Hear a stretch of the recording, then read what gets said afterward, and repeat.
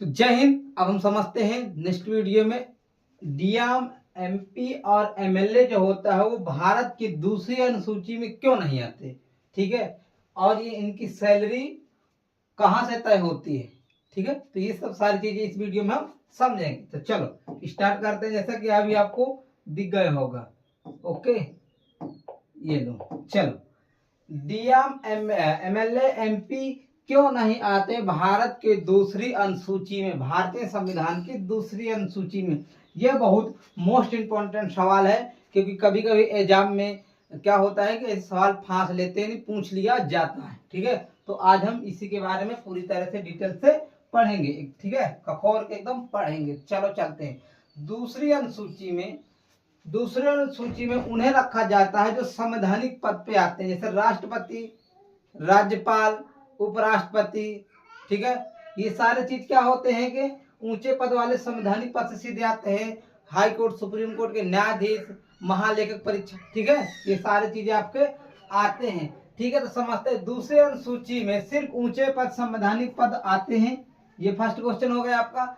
जबकि डीएम एक प्रशासनिक अधिकारी होता है, यह सीधे संवैधानिक पद पे नहीं आता है। इसका क्या होता है, यह सिर्फ एक प्रकार का समझ लीजिए सरकारी आदमी है, ठीक है। जबकि डीएम एक प्रशासनिक अधिकारी होता है, यह सरकारी अधिकारी के अंतर्गत आता है। मैंने अभी आपको बताया ना, डीएम एक क्या होता है, सरकारी अधिकारी होता है, जो कि सरकार प्रशासनिक अधिकारी के रूप में काम करता है, ठीक है, ना कि सीधे संवैधानिक पद से आता है। मैंने अभी आपको बताया कि डीएम क्या होता है, सरकारी कर्मचारी होता है, ना कि वह संवैधानिक पद के यानी संवैधानिक पद से आता है, जैसे कि हमारा राष्ट्रपति, प्रधानमंत्री, मुख्य न्यायाधीश, ठीक है, न्यायाधीश, सुप्रीम कोर्ट, हाई कोर्ट के। तो चले, इतना आपको समझ में आ गया? चलो ओके, कोई दिक्कत, कोई परेशानी? चलो, एमएलए यानी विधायक, एमपी यानी सांसद, तो एक एक करके समझते हैं, ठीक है। देखो, जो एमएलए होता है यानी विधायक जो होता है, वो क्या होता है, राज्य स्तर के जनप्रतिनिधि होते हैं। क्या होते हैं? राज्य स्तर के जनप्रतिनिधि होते हैं। इतना आपको समझ में आ गया? एमएलए जिसे हम लोग विधायक कहते हैं, एमएलए मतलब छोड़ो, विधायक समझो, ठीक है, विधायक। सांसद, सांसद को देखते हैं, यह क्या होते हैं, केंद्र सरकार के प्रतिनिधि होते हैं, यानी केंद्र स्तर के क्या होते हैं, जनप्रतिनिधि होते हैं, ठीक है। ये भी आपको समझ में आ गया होगा ना, कि ये संवैधानिक पद से आते हैं। समझ गए? ठीक, आगे बढ़े।